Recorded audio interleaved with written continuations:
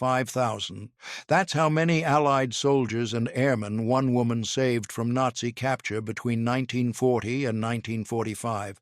Not a general, not a diplomat, a 28-year-old woman who became the Gestapo's most wanted person in France with a 5 million franc bounty on her head. The Nazis called her the White Mouse because no matter how many traps they set, she always slipped through. Her real name was Nancy Wake, and by the time World War II ended, she had survived more close calls with death than most soldiers see in a lifetime. This is about verified operations, documented rescues, and the mathematics of survival behind enemy lines. What makes someone go from a wealthy socialite to the most decorated woman of World War II? The answer lies in what Nancy Wake actually did between 1940 and 1945, and why the Germans feared her more than entire Allied battalions. Nancy Wake didn't start World War II as a resistance fighter. She started it as a witness. In 1933, while working as a journalist in Vienna, she watched Nazi brown shirts beat Jews in the streets. She saw elderly men forced to scrub pavements with toothbrushes while crowds laughed. Most people turned away. Nancy Wake made a decision that would define the next 12 years of her life. She would fight these people with everything she had. When war broke out in 1939, Wake was living in Marseille, France, married to wealthy businessman Henri Fiocca. She could have evacuated to safety. She could have claimed neutrality as an Australian citizen. Instead, she drove an ambulance for the French resistance.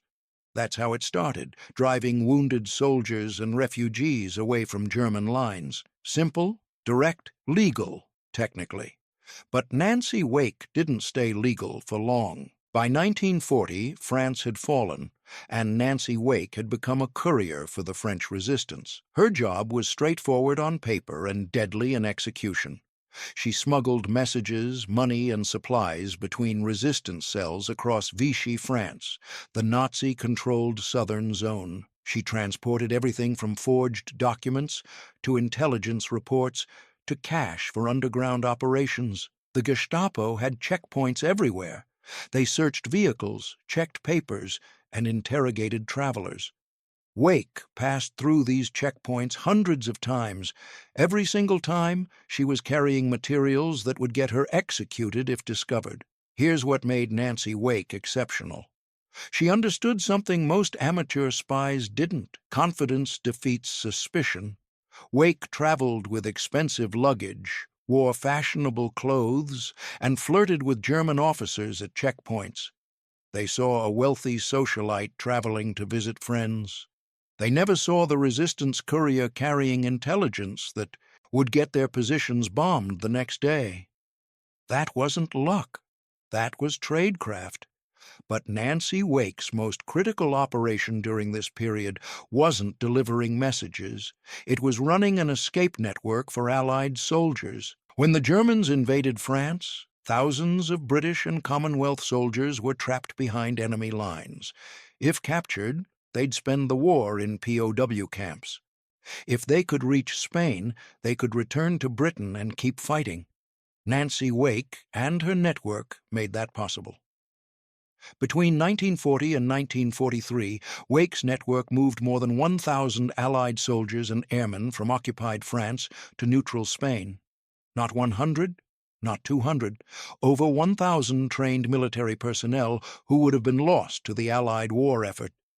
Each escape route required safe houses, forged documents, guides who knew mountain passes into Spain, and couriers to coordinate everything. Wake organized it all. She personally guided dozens of airmen through checkpoints, hiding them in vehicles, coaching them to stay silent when German soldiers inspected their papers. Think about that operationally. Every soldier Wake saved returned to active duty. Many were pilots who flew bombing missions over Germany. Some were intelligence officers who returned to France as SOE agents. The force multiplication from Wake's escape network is incalculable, but conservative estimates suggest those 1,000 men represented the equivalent of 3 full infantry battalions returned to Allied command. The Gestapo knew someone was running the escape network. They didn't know who. By 1943, Nancy Wake had become the Gestapo's most wanted person in France. They called her the White Mouse. Every time they set a trap, she disappeared. Every time they raided a safe house, she'd left hours earlier. They put a 5 million franc bounty on her head, the largest bounty the Gestapo placed on any individual in France. That's equivalent to over $60 million today. For context, most resistance leaders had bounties of 100,000 to 500,000 francs. Nancy Wake's bounty was 10 to 50 times higher. The Gestapo dedicated entire units to hunting her. They knew she was critical to Allied operations in southern France. They just couldn't catch her. In 1943, the net closed. Gestapo agents raided one of Wake's safe houses. She escaped through a back window minutes before they arrived. Her husband, Henry Fiocca, was arrested and interrogated. The Gestapo wanted Nancy Wake's location. Henri Fiocca refused to talk. They tortured him. He still refused. The Gestapo executed Henri Fiocca in October 1943.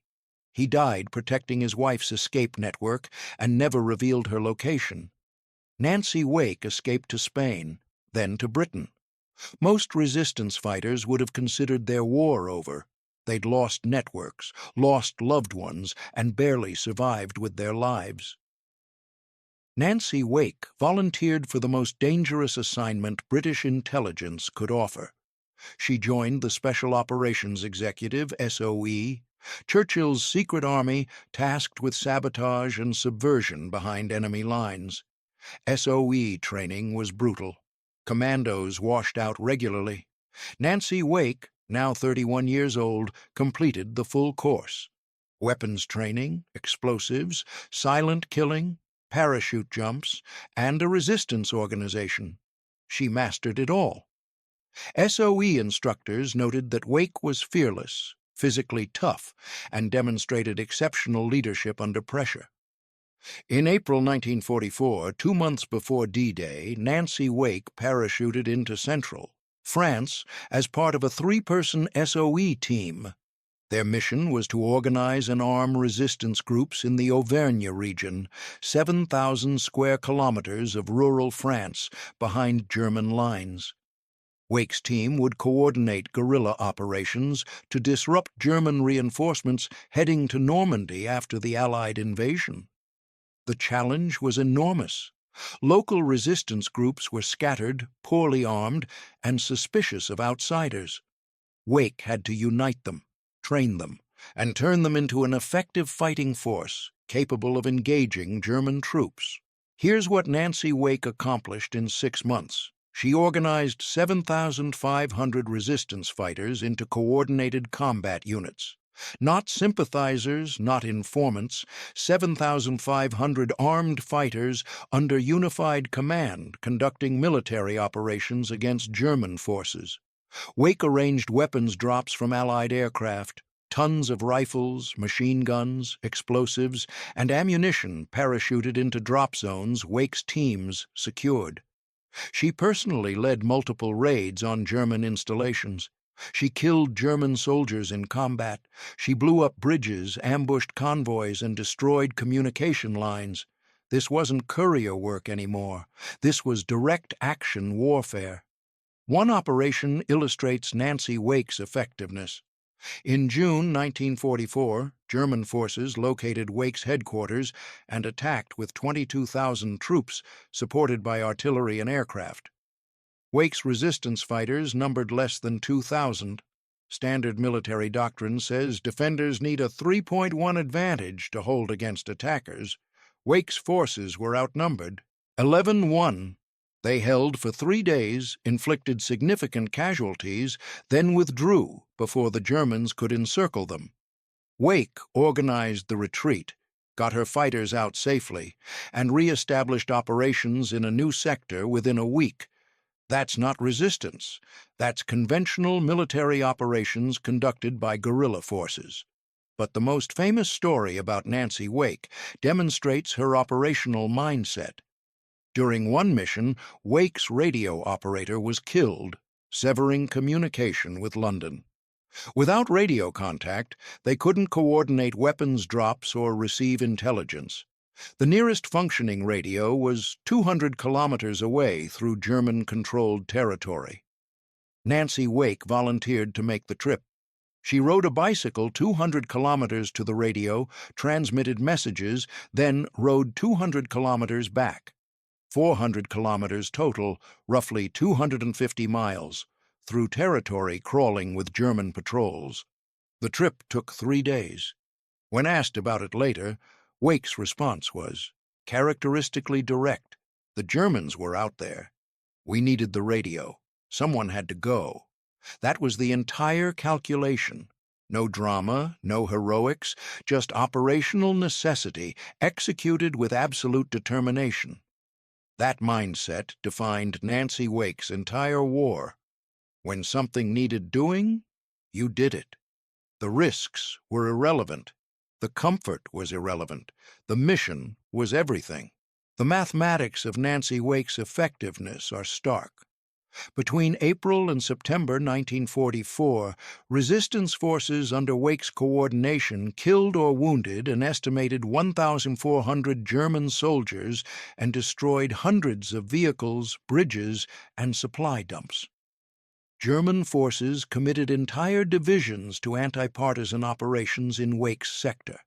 Those were divisions that couldn't reinforce Normandy, couldn't counter Operation Dragoon in southern France, and couldn't defend against the Allied advance toward Germany, force multiplication. Every German soldier hunting Nancy Wake was a soldier not fighting at the front. Every German convoy ambushed by Wake's fighters was fuel and ammunition that never reached combat units. Every bridge Wake's teams destroyed forced German logistics to reroute, wasting time and resources. The strategic value of Wake's operations exceeded what most battalion commanders achieved in conventional combat. And she did it with radio operators and bicycle couriers, coordinating farmers armed with British rifles. Nancy Wake's combat record includes personal kills verified in after-action reports. During one German attack on a resistance position, Wake picked up a Bren gun and personally killed multiple German soldiers who were overrunning the position. Her team held. During another operation, Wake's resistance fighters captured a Gestapo officer who'd been interrogating and executing resistance members. Wake personally executed him. When questioned about it, her response was simple. He was killing our people. We killed him. War isn't complicated when you strip away the philosophy. Wake understood that. The Gestapo wanted her dead. She wanted them dead. One side was going to win. Wake made sure it was hers. By the time France was liberated in 1945, Nancy Wake had become one of the most decorated women in military history. Britain awarded her the George Medal and appointed her a Companion of the Order of St. Michael and St. George. The United States awarded her the Medal of Freedom. France awarded her the Croix de Guerre 3 times, the Médaille de la Résistance, and made her a Chevalier of the Legion of Honor. Later, she was elevated to Officer of the Legion of Honor. In total, Nancy Wake received decorations from 4 different Allied nations. But here's what matters more than medals: the statistics.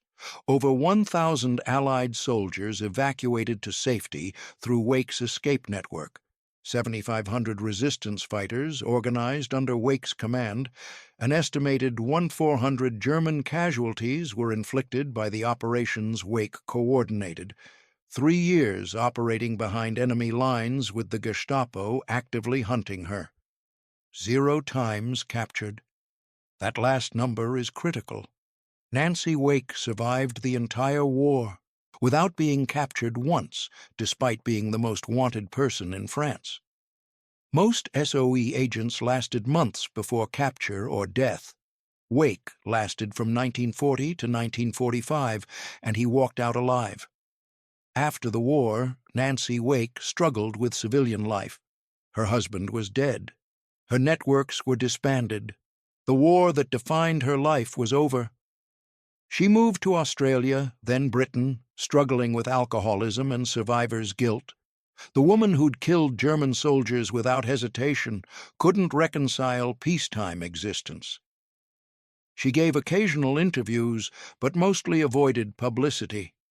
When asked if she had regrets, Wake's answer was characteristically direct. "I killed a lot of Germans, and I'm not sorry about any of it. The only thing I regret is that we didn't kill more of them." That wasn't bravado. That was someone who'd watched Nazis beat Jews in Vienna, watched her husband tortured to death by the Gestapo, watched friends executed by firing squad. Nancy Wake didn't fight for abstract principles. She fought because she'd seen what the Nazis did, and she decided to stop them with every tool available. Nancy Wake died in London on August 7, 2011, at age 98. According to her wishes, her ashes were scattered in the hills of the Auvergne region of France, where she'd organized resistance operations in 1944. No grave, no monument, just ashes returned to the place where she'd fought her war. Most of the 7,500 resistance fighters she commanded were farmers and shopkeepers who returned to civilian life after liberation. Most of the 1,000 soldiers she evacuated through her escape network lived long lives and never knew the name of the woman who saved them. Most of the German soldiers killed in operations she coordinated died, never knowing they'd been outfought by a woman they'd dismissed as a wealthy socialite. That's Nancy Wake's legacy. Not fame, not recognition, but results. Over 5,000 Allied personnel were saved or armed through her networks. Thousands of German casualties were inflicted through operations she organized, strategic disruption of German logistics, and reinforcements during critical phases of the war. And she did it all while being the Gestapo's most wanted person in France, with a bounty worth tens of millions of dollars in today's currency. The mathematics is clear.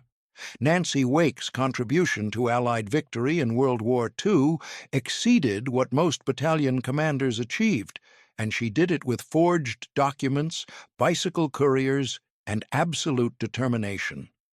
The Germans called her the White Mouse because she was impossible to catch. The resistance fighters who served under her called her something simpler. They called her fearless, and the record proves they were right. Nancy Wake survived every mission, won every battle that mattered, and lived to age 98, having outlived everyone who tried to kill her. That's not luck. That's someone who understood war at its most fundamental level and refused to lose. The question isn't whether Nancy Wake deserves to be remembered.